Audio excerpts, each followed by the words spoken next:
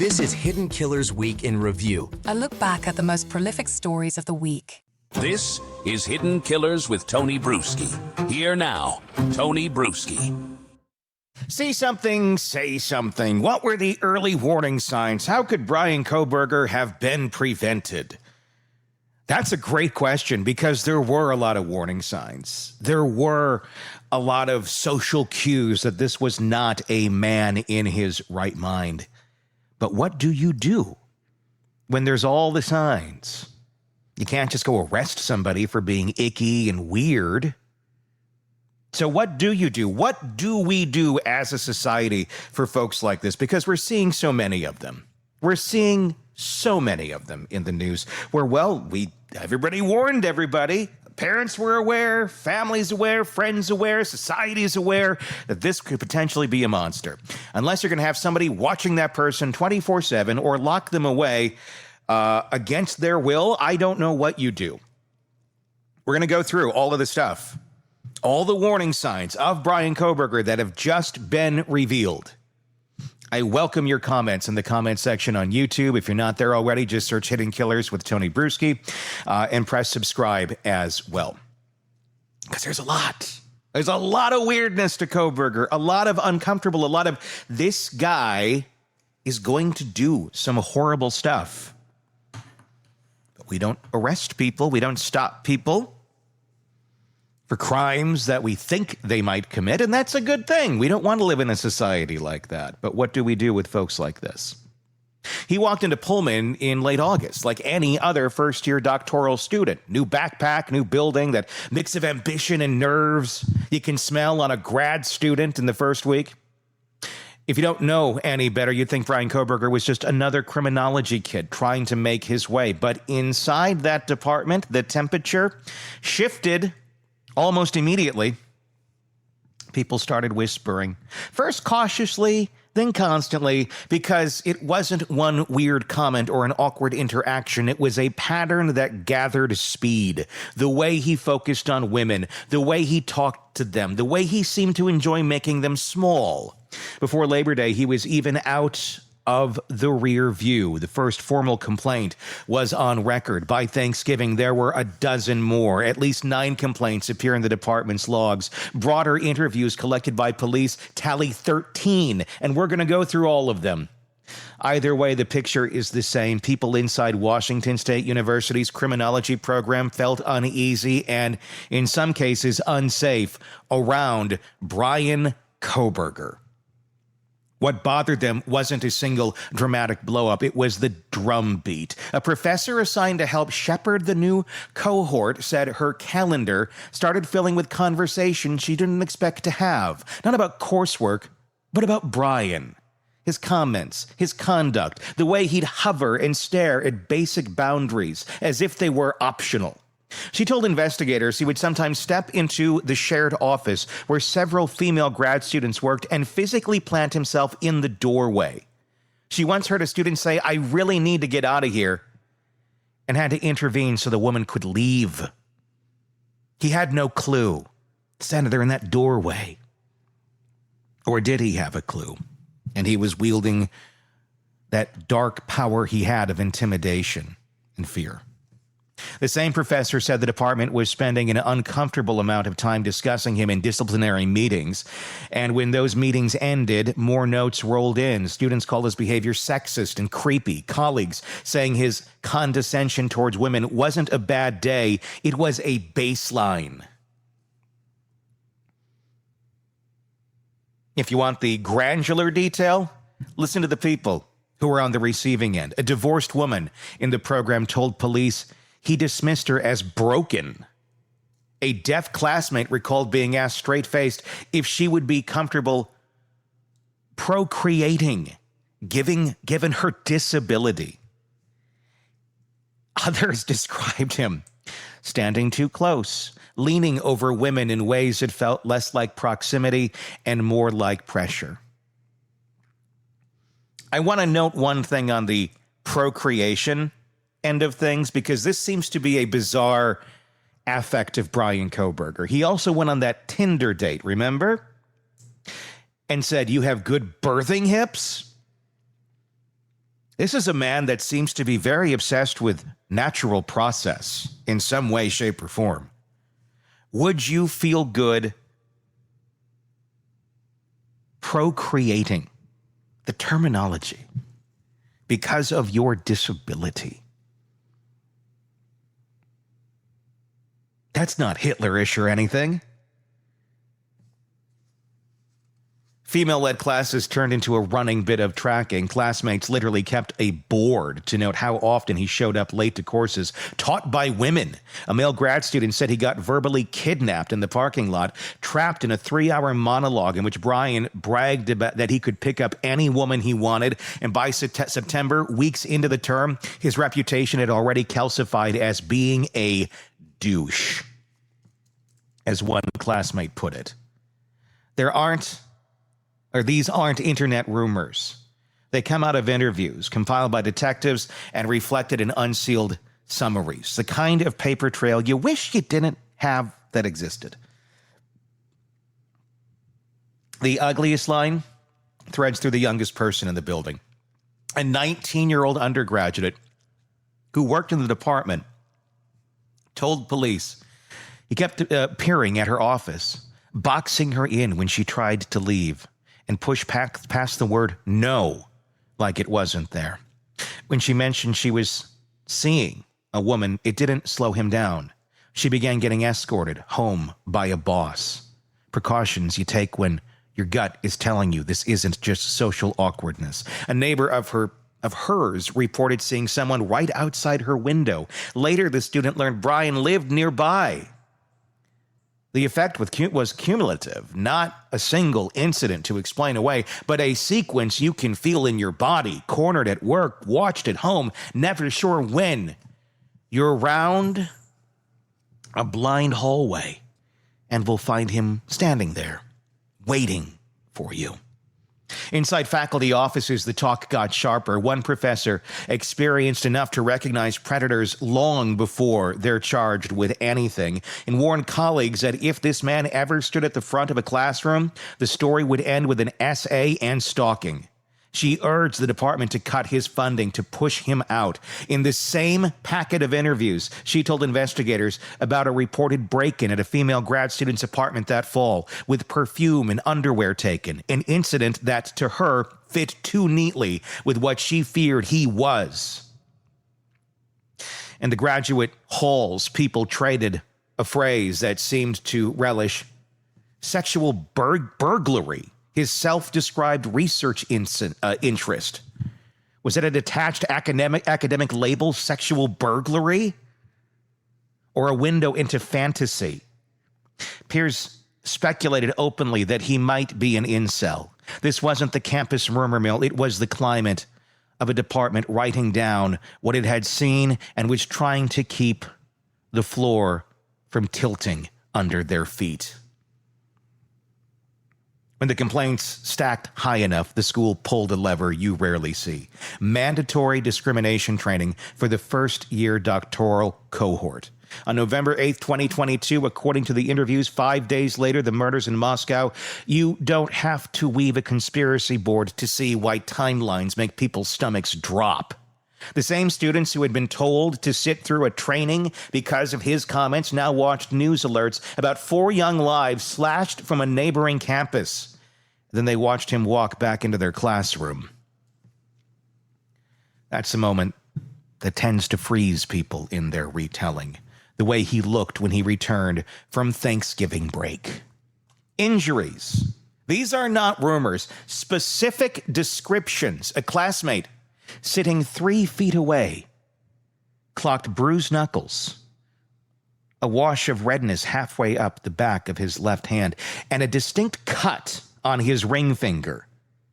Another student used the phrase cat scratch cuts to describe what she saw on his hands. Others saw wounds on his knuckles and thought he looked like a man who'd been hitting something. He gave different explanations to different people: boxing, an indoor accident, a car crash.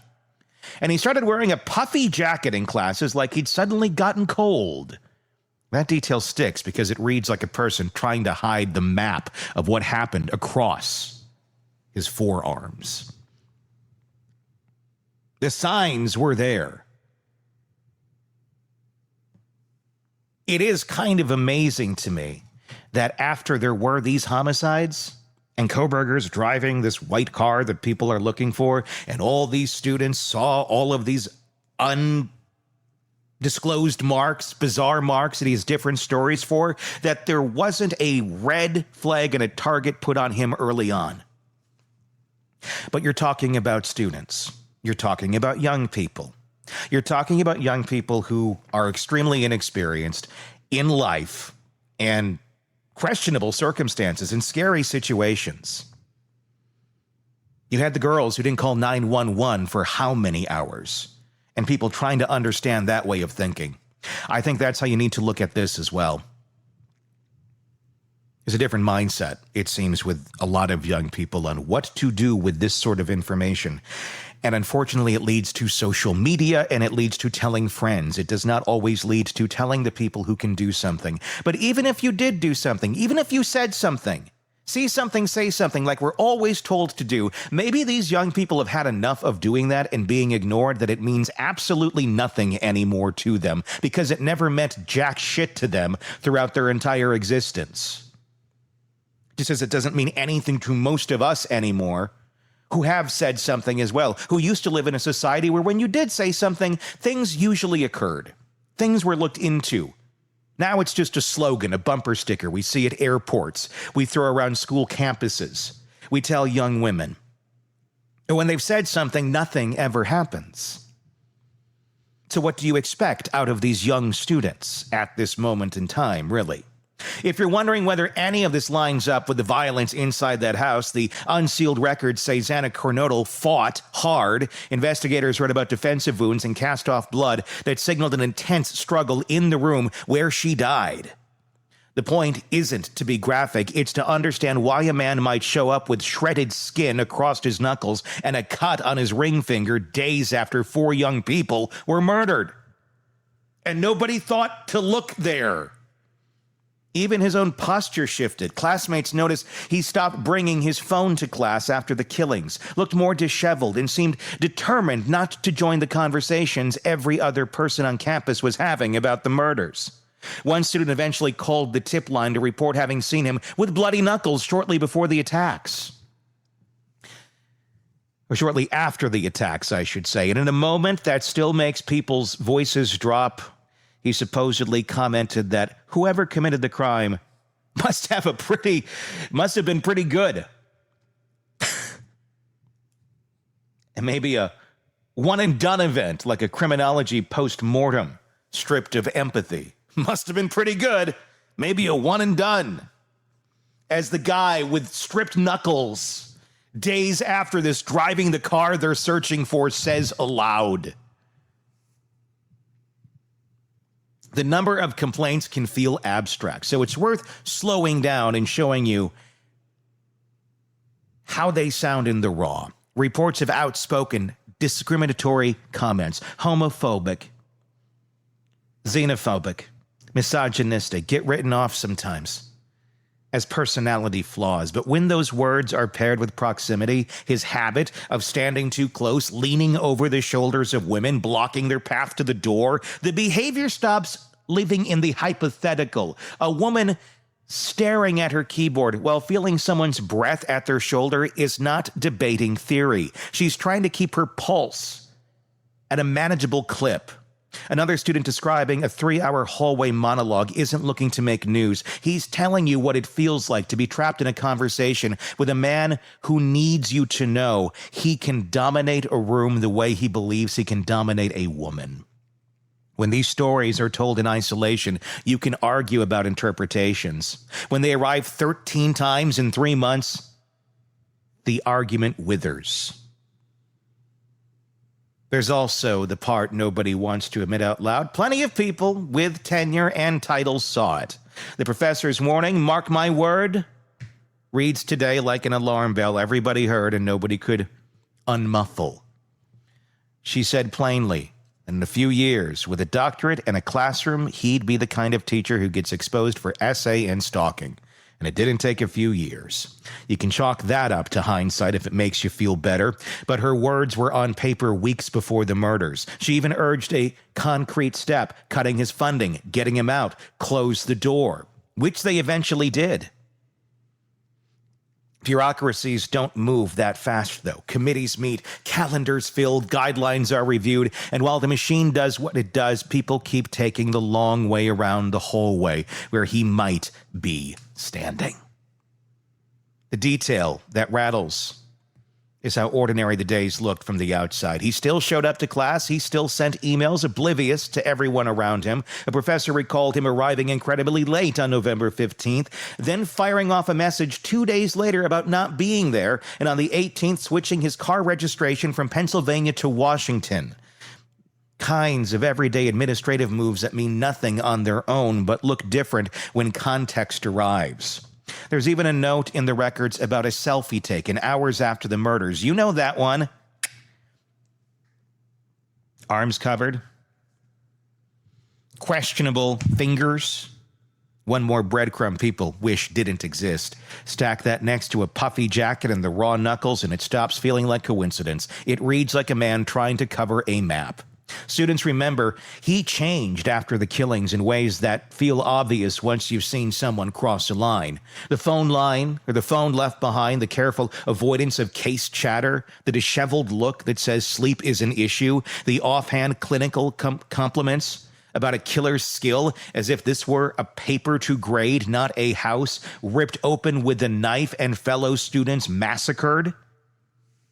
At least one student tied what she seemed to a call to police, the bloody knuckles, the vibe of someone who'd been fighting with drywall or something harder. If you're looking for the moment where a campus rumor becomes a documented concern, it's right there in the call logs, in the interview notes. It all points back to the core. Inside that department, people experience a sustained pattern of intimidation and denigration, aimed mostly at women, and wrote it down. A university answered with training. A professor tried to pull the ripcord. Warning plainly where this kind of personality often lands. And then 4 students were murdered across the state line, and the man everyone had been filing away as a problem reappeared with marks on his hands and a new way of moving through the building.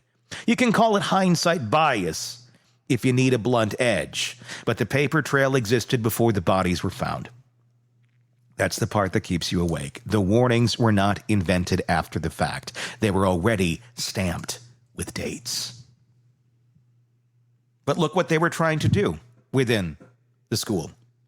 Because that's all they could do. Move him along somewhere else. Pass the trash. We saw it with the Andrew McGann case in Arkansas. The elementary teacher passed from school to school. No disciplinary actions noted to the next school. Just filed away privately, quietly. You take our trash. You deal with him. He's your problem now. Had he not killed, that's exactly what would have happened. Someone else's problem. Because what do you do when these signs exist and there's nothing you can do to stop them? There's a point in every retelling where people ask if anyone could have stopped it. It's a fair question, and it sits heavy because there isn't a clean answer. Universities aren't criminal courts. They run on committees and codes of conduct, not probable cause. You can sanction speech, coach a student, require a training session. You can't predict a massacre. But what the record shows is a department trying to hold a line with the tools it had, while a specific man tested how far he could lean over that line without being thrown out. And when you strip away the legal language, the psychology buzzwords, the academic brand names, the story reads like a simple human calculus. He told you who he was. The people around him believed him. The system didn't move fast enough. Today, obviously, the case is adjudicated. He's serving life without parole, the death penalty off the table after the guilty plea. The families will never get what they lost. The classmates will never unlearn how quickly a seminar room can tilt from uncomfortable to dangerous. The records will sit on a state website where people cycle through them for a class paper or documentary, pulling the same quotes that have been haunting the folks who actually lived them. If there's any use left in this story, it's the way it clarifies the stakes. When a swarm of small harms collects around a single person, demanding attention with demeaning comments, doorways blocked, a teenager escorted home, a professor saying, "Mark my word," it isn't overreacting to take it seriously. Sometimes a pattern is more than attitude. Sometimes it's a roadmap with the ending already penciled in. Let me know what your thoughts are in the comments section on our YouTube page. Just search Hidden Killers with Tony Brueski to find us if you're not already there. And be sure to press subscribe. Also on the podcast platforms. Take us with us wherever you go. Again, just search Hidden Killers with Tony Brueski. I'm interested to hear your thoughts. What do you do? What do we do in a society with people like this that we know will strike but have not yet? That's the big question. I'm interested in your thoughts in the comments. Until next time, I am Tony Brueski. We'll talk again real soon. Want more on this case and others? Then press subscribe now and don't miss a moment of true crime coverage from Tony Brueski and the Hidden Killers podcast.